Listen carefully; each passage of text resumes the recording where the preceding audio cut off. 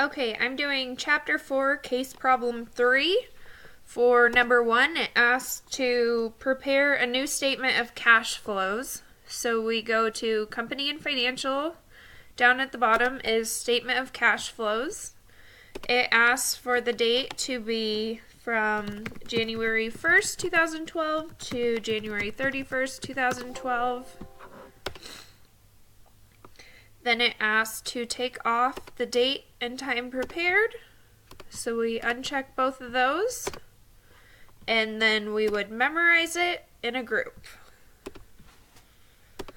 Number 2 asks to prepare another statement of cash flows. So we do the same thing. Reports, company and financial, statement of cash flows. The date on this one is going to be February 1st, 2012 through February 29th, 2012.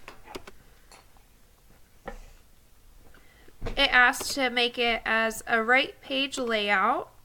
So we're going to change the alignment to right. It also asks to take out cents, so we check without cents. And it says to take out the date and time prepared fields. And then we would memorize in a group.